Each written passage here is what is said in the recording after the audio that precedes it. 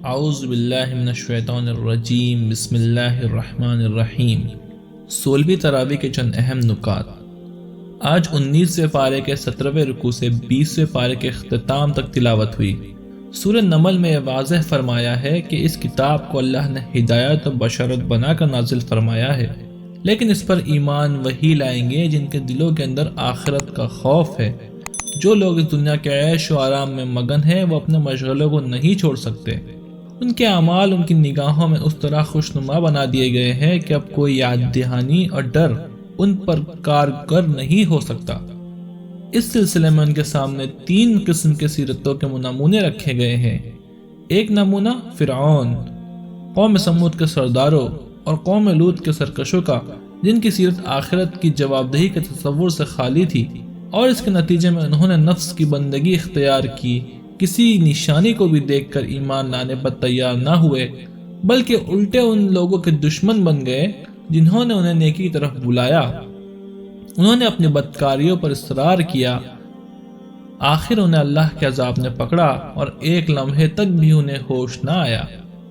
دوسرا نمونہ حضرت سلیمان علیہ السلام کا ہے، جن کو خدا نے دولت، حکومت اور شان و شوکت سے اس پیمانے پر نوازا تھا کہ کفار مکہ اس کا خواب بھی نہ دیکھ سکتے تھے، لیکن اس کے باوجود اپنے آپ کو خدا کے حضور جواب دہ سمجھتے تھے، اور انہیں احساس تھا کہ انہیں جو کچھ بھی حاصل ہے خدا کی عطا سے حاصل ہے، اس لیے ان کا سر ہمیشہ اس حقیقی انعام دینے والے کے آگے جھکا رہتا تھا، اور نفس کے گھمنڈ کا ذرا سا شائبہ بھی ان کی سیرت میں نہیں پایا جاتا تھا۔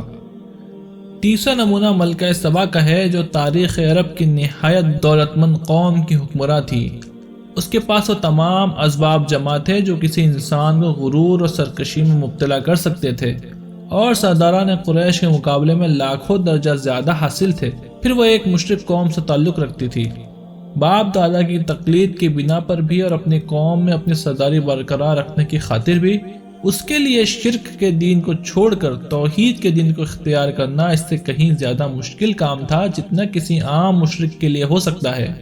لیکن جب اس پر حق واضح ہو گیا تو کوئی چیز اسے حق قبول کرنے سے نہیں روک سکی، کیونکہ گمراہی صرف اس وجہ سے تھی کہ اس نے آنکھ ہی مشرکانہ ماحول میں کھولی تھی، لیکن نفس کی بندگی اور خواہشات کی غلامی کا مرض اس پر مسلط نہیں تھا۔ چنانچہ خدا کے حضور جواب دہی کا احساس اس کے ضمیر میں موجود تھا، اسی وجہ سے اسے حق قبول کرنے کی سعادت حاصل ہوئی۔ اس کے بعد کائنات کی چند نمایاں ترین مشہور حقائق کی طرف اشارے کیے ہیں، اور پوچھا ہے کہ اللہ بہتر ہے یا وہ معبود جنہیں لوگ خدا کا شریک بنائے بیٹھے ہیں۔ پھر بناوٹی معبودوں کے متعلق جو لوگ یہ اعتقاد رکھتے ہیں کہ انہیں غیب کا علم حاصل ہے، اس کی تردید کی، اور فرمایا اللہ کے سوا آسمان و زمین میں کوئی غیب کا علم نہیں رکھتا، اور جن دوسروں کے بارے میں یہ گمان کیا جاتا ہے کہ وہ بھی غیب کا علم رکھتے ہیں اور اسی بنا پر انہیں خدائی میں شریک ٹھہرا لیا گیا ہے، ان بیچاروں کو تو خود اپنے مستقبل کی خبر نہیں۔ وہ نہیں جانتے کہ قیامت کی گھڑی کب آئے گی اور کب اللہ تعالیٰ ان کو دوبارہ اٹھا کر کھڑا کرے گا، اور کیا گزرے گی اس روز جب سور پھونکا جائے گا اور وہ ہول کھا جائیں گے۔ وہ سب جو آسمان و زمین میں ہے سوائے ان کے جنہیں اللہ ہول سے بچانا چاہے گا، اور سب کان دبائے اس کے حضور حاضر ہو جائیں گے۔ آج تم پہاڑوں کو دیکھتے ہو اور سمجھتے ہو کہ وہ خوب گڑے ہوئے ہیں، مگر اس وقت یہ بادلوں کی طرح اڑ رہے ہوں گے۔ یہ اللہ کی قدرت کا کرشمہ ہوگا جس نے ہر چیز کو حکمت کے ساتھ استوار کیا ہے۔ وہ خوب جانتا ہے کہ تم لوگ کیا کر رہے ہو۔ جو شخص بھلائی لے کر آئے گا اسے زیادہ بہتر صلہ ملے گا، اور ایسے ہی لوگ اس دن ہولناکیوں سے محفوظ ہوں گے، اور جو برائی لے کر آئے گا ایسے سب لوگ اوندھے منہ آگ میں پھینک دیے جائیں گے۔ کیا تم لوگ اس کے سوا کوئی اور بدلہ پا سکتے ہو؟ جیسا کرو ویسا بھرو۔ اے نبی صلی اللہ علیہ وسلم، ان سے فرما دیجئے کہ مجھے تو یہی حکم دیا گیا ہے کہ اس شہر یعنی مکہ کے رب کی بندگی کرو، جس نے اسے حرم یعنی محترم بنایا ہے، اور جو ہر چیز کا مالک ہے۔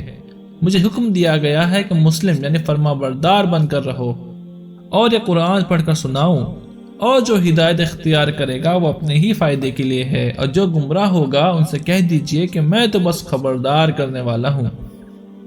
سورہ قصص میں ان شبہات اور اعتراضات کو دور کیا گیا ہے کہ جو اہل مکہ نبی صلی اللہ علیہ وسلم کی رسالت پر کر رہے تھے، اور ان بہانوں کو رد کیا گیا ہے جو ایمان نہ لانے کے لیے پیش کر رہے تھے۔ اس غرض کے لیے حضرت موسیٰ علیہ السلام کا قصہ بیان کیا گیا اور چند حقائق ذہن نشین کرائے گئے۔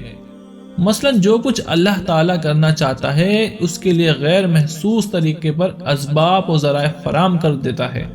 جس بچے کے ہاتھوں فرعون کا تختہ الٹنا تھا، اللہ نے فرعون کے گھر میں اس کی پرورش کر دی، اور فرعون نے جان ہی نہ سکا کہ کس کی پرورش کر رہا ہے۔ خدا سے لڑ کر کون کامیاب ہو سکتا ہے؟ اسی طرح بتایا کہ نبوت کی ذمہ داری بڑے جشن منا کر اور آسمان و زمین میں زبردست اعلان کر کے نہیں دی گئی۔ تم حیرت کرتے ہو کہ محمد صلی اللہ علیہ وسلم کو چپکے سے نبوت کیسے مل گئی؟ موسیٰ علیہ السلام کو بھی اس طرح راستہ چلتے ہم نے نبوت دے دی تھی کہ کسی کو کانو کان خبر نہیں ہوئی کہ آج طور سینا کی وادی میں کیا واقعہ پیش آ گیا۔ خود حضرت موسیٰ علیہ السلام بھی ایک لمحہ پہلے نہیں جانتے تھے کہ انہیں کیا چیز ملنے والی ہے۔ وہ آگ لینے گئے اور پیغمبری مل گئی۔ پھر یہ کہ جس بندے سے خدا کوئی کام لینا چاہتا ہے وہ بغیر کسی لا و لشکر اور سر و سامان کے اٹھتا ہے۔ بظاہر کوئی طاقت اس کی مددگار نہیں، مگر بڑے بڑے لا و لشکر والے آخرکار اس مقابلے میں بے بس ہو جاتے ہیں۔ آج جو نسبت تم اپنے محمد صلی اللہ علیہ وسلم کے درمیان پا رہے ہو، اس سے بھی کہیں زیادہ فرق حضرت موسیٰ علیہ السلام اور فرعون کی طاقت کے درمیان تھا۔ مگر دیکھ لو کون جیتا اور کون ہارا۔ سیرت ابن ہشام میں ہے کہ ہجرت حبشہ کے بعد جب نبی صلی اللہ علیہ وسلم کی بعثت اور دعوت کی خبریں حبشہ ملک میں پھیلی تو وہاں سے 20 کے قریب عیسائیوں کا ایک وفد آیا اور نبی صلی اللہ علیہ وسلم سے مسجد حرام میں ملا۔ قریش کے بہت سے لوگ موجود تھے۔ وفد نے آپ صلی اللہ علیہ وسلم سے سوالات کیے۔ آپ صلی اللہ علیہ وسلم نے جواب دیا اور قرآن کی آیات انہیں سنائی۔ ان کی آنکھوں سے آنسو جاری ہو گئے اور وہ ایمان لے آئے۔ مجلس برخاست ہونے کے بعد ابو جہل اس کے ساتھیوں نے انہیں راستے میں جا لیا، انہیں ملامت کی۔ اس پر انہوں نے کہا تم پر سلامتی ہو، ہم جہالت بازی نہیں کر سکتے، ہمیں ہمارے طریقے پر چلنے دو، تم اپنے طریقوں پر چلتے رہو، ہم اپنے آپ کو جان بوجھ کر بھلائی سے محروم نہیں کر سکتے۔ اس ضمن میں یہ آیت اتری کہ جن لوگوں کو اس سے پہلے ہم نے کتاب دی تھی وہ اس قرآن پر ایمان لاتے ہیں۔ انہیں جب یہ سنایا جاتا ہے تو وہ کہتے ہیں کہ ہم اس پر ایمان لائے، واقعی یہ حق ہے ہمارے رب کی طرف سے، تو ہم پہلے ہی سے مسلم ہیں۔ یہ وہ لوگ ہیں جنہیں ان کا اجر دگنا دیا جائے گا، یعنی پچھلے نبی عیسیٰ علیہ السلام پر اور حضور صلی اللہ علیہ وسلم ان پر ایمان لانے کی وجہ سے دگنا ثواب۔ اس ثابت قدمی کے بدلے جو انہوں نے دکھائی وہ برائی کو بھلائی سے دفاع کرتے ہیں۔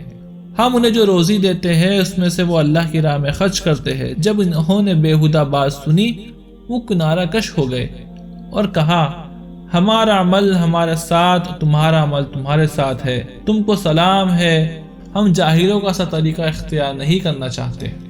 اے نبی صلی اللہ علیہ وسلم، آپ جسے چاہیں ہدایت نہیں دے سکتے، مگر اللہ جسے چاہتا ہے ہدایت دیتا ہے، وہ خوب جانتا ہے کون ہدایت قبول کرنے والے ہیں۔ یہ آیت آپ صلی اللہ علیہ وسلم کے چچا ابو طالب کے بارے میں اتری۔ ان کا آخری وقت آیا تو حضور صلی اللہ علیہ وسلم نے اپنی حد تک انتہائی کوشش کی کہ وہ کلمہ پڑھ لیں، مگر انہوں نے آبائی مذہب پر ہی جان دینے کو ترجیح دی۔ خلاصہ یہ ہے کہ اللہ تعالیٰ اہل مکہ کو غیرت دلا رہا ہے کہ تم اپنے گھر آئی ہوئی نعمت کو ٹھکرا رہے ہو، حالانکہ دور دور کے لوگ اس کی خبر سن کر آ رہے ہیں، اس کی قدر پہچان کر اس سے فائدہ اٹھا رہے ہیں۔ تم کتنے بد نصیب ہو کہ اس سے محروم ہو۔ آپ کو خطاب کر کے بات کہی جا رہی ہے کہ آپ چاہتے ہیں کہ قوم کے لوگ عزیز و اقارب ایمان لائے، مگر ہدایت تو اللہ کے اختیار میں ہے۔ وہ اس نعمت سے انہی لوگوں کو فیض یاب کرتا ہے جن میں وہ قبول ہدایت کی آمادگی پاتا ہے۔ تمہارے رشتہ داروں میں اگر یہ جوہر موجود نہ ہو تو انہیں یہ فیض کیسے نصیب ہو سکتا ہے؟ اس کے بعد قارون کا تذکرہ سورہ میں آیا ہے کہ وہ موسیٰ علیہ السلام کی قوم میں سے تھا، مگر باغی ایسا کہ فرعون سے جا ملا تھا۔ وہ کافی دولت مند تھا، طاقتور آدمیوں کی جماعت خزانے کی کنجیاں اٹھاتی تھی۔ ایک بار قوم کے لوگوں نے اس سے کہا کہ دولت پا کر بھول نہ جاؤ، اسے راہ خدا میں خرچ کرو، احسان کرو جیسا کہ اللہ نے تجھ پر احسان کیا ہے، زمین میں فساد برپا کرنے کی کوشش نہ کرو، اللہ فسادی کو پسند نہیں کرتا۔ تو کہنے لگا یہ مال و دولت میری ذاتی خوبیوں کی بدولت ہے، میں کیوں خرچ کروں؟ کیا اسے علم نہیں کہ اس سے پہلے بہت سے ایسے لوگ گزرے ہیں جن کے پاس قارون سے زیادہ دولت تھی؟ وہ لوگ اس سے زیادہ طاقتور تھے مگر خدا نے انہیں برباد کر دیا۔ مجرموں سے تو ان کے گناہ پوچھے نہیں جاتے۔ قارون ایک روز بڑے ہی گھمنڈ کے ساتھ قوم کے سامنے نکلا۔ جو لوگ دنیاوی زندگی پر فریفتہ تھے کہنے لگے کاش ہمارے پاس قارون جیسا خزانہ ہوتا، یہ تو بڑے نصیبوں والا ہے۔ لیکن سمجھدار لوگوں نے کہا تم پر افسوس ہے، خدا کا عطا کردہ ثواب اہل ایمان اور صاحب عمل کے لیے کہیں زیادہ بہتر ہے۔ یہ درجہ برداشت کرنے والوں اور ثابت قدم رہنے والوں کو ملتا ہے۔ آخر کار اللہ نے قارون کو اس کے خزانے سمیت زمین میں دھسا دیا اور کوئی اسے بچا نہیں سکا، وہ خود نہ بچ سکا۔ جو لوگ اسے رشک بھری نگاہوں سے دیکھ رہے تھے کہنے لگے افسوس، ہم بھول گئے تھے کہ اللہ اپنے بندوں میں سے جس کا رزق چاہتا ہے کشادہ کرتا ہے اور جسے چاہتا ہے نپا تلا دیتا ہے۔ خدا کا احسان ہم پر نہ ہوتا تو ہم بھی زمین میں دھسا دیے جاتے۔ افسوس، ہمیں یاد نہ رہا کہ کافر فلاح نہیں پاتے۔ سورہ کے اختتام پر اعلان ہوتا ہے کہ ہر چیز ہلاک ہونے والی ہے سوائے اس ذات کے، فرما برداری اسی کی ہے اور تم سب اسی کی طرف پلٹائے جانے والے ہو۔ سورہ عنکبوت مکہ معظمہ کے اس دور میں نازل ہوئی جبکہ مسلمانوں پر مصیبتوں کے پہاڑ توڑے جا رہے تھے۔ کفار کی طرف سے اسلام کی مخالفت پورے زور و شور سے ہو رہی تھی۔ ان حالات میں اللہ تعالیٰ نے یہ سورہ سچے مومنوں میں عزم و ہمت اور استقامت پیدا کرنے اور دوسرے کمزور ایمان والوں کو شرم دلانے کے لیے نازل فرمائی۔ اس کے ساتھ کفار مکہ کو بھی اس میں سخت تنبیہ کی کہ اپنے حق میں اس انجام کو دعوت نہ دے جو ہر زمانے میں حق سے دشمنی کرنے والوں کا ہوتا آیا ہے۔ اس سلسلے میں ان سوالات کا بھی جواب دیا گیا ہے جو بعض نوجوانوں کو اس وقت پیش آ رہے تھے۔ مثلا والدین ان پر زور دیتے تھے کہ محمد صلی اللہ علیہ وسلم کا ساتھ چھوڑ دو اور ہمارے دین پر قائم رہو۔ جس قرآن پر تم ایمان لائے ہو اس میں تو یہی لکھا ہے کہ ماں باپ کا حق سب سے زیادہ ہے، ان کا کہاں مانو؟ اس کا جواب دیا گیا ہم نے ہی انسان کو ہدایت کی ہے کہ اپنے والدین کے ساتھ نیک سلوک کرے، لیکن اگر وہ تجھ پر زور ڈالے کہ تو میرے ساتھ کسی ایسے معبود کو شریک ٹھہرائے جسے تو میرے شریک کی حیثیت سے نہیں جانتا تو ان کی اطاعت نہ کر۔ اہل ایمان کے سامنے حضرت نوح علیہ السلام، حضرت ابراہیم علیہ السلام، مدین، عاد، سمود، قارون، فرعون اور حامان کے واقعات بیان کر کے یہی پہلو نمایاں کیا گیا کہ پچھلے انبیاء علیہ السلام پر کیسی کیسی سختیاں گزری اور کتنی کتنی مدت تک وہ ستائے گئے، پھر اللہ کی طرف سے ان کی مدد ہوئی۔ اس لیے گھبراؤ نہیں، اللہ کی مدد ضرور آئے گی، مگر آزمائش کا ایک دور گزرنا ضروری ہے۔ ساتھ ہی کفار مکہ کو بھی ان قصوں کے ذریعے تنبیہ کی گئی کہ اگر خدا کی طرف سے پکڑ ہونے میں دیر لگ رہی ہے تو یہ نہ سمجھ بیٹھو کہ کبھی پکڑ ہوگی ہی نہیں۔ پچھلی تباہ شدہ قوموں کے کھنڈرات تمہارے سامنے ہیں، دیکھ لو کہ آخرکار ان کی شامت آ کر رہی۔ مسلمانوں کو ہدایت کی گئی ہے کہ اگر ظلم و ستم ناقابل برداشت ہو جائے تو ایمان چھوڑنے کی بجائے گھر بار چھوڑ کر نکل جائیں۔ خدا کی زمین وسیع ہے، جہاں خدا کی بندگی کر سکو وہاں چلے جاؤ۔ اور کتنے پیارے انداز میں کہا ہے کہ کتنے ہی جانور ہے جو اپنا رزق اپنے پیٹھوں پر اٹھائے نہیں پھرتے، اللہ ان کو رزق دیتا ہے، وہی تمہیں بھی دے گا، وہ سب کچھ سنتا ہے اور وہ سب کچھ جانتا ہے۔ یہاں 16ویں تراویح کا بیان ختم ہوا۔ اللہ تعالیٰ ہم سب کو قرآن پڑھنے، اس کو سمجھنے اور عمل کرنے کی توفیق عطا فرمائے۔ اللہ اس کی برکتوں سے ہمارے شہر، ملک اور عالم اسلام کے حالات تبدیل فرمائے، آمین یا رب العالمین۔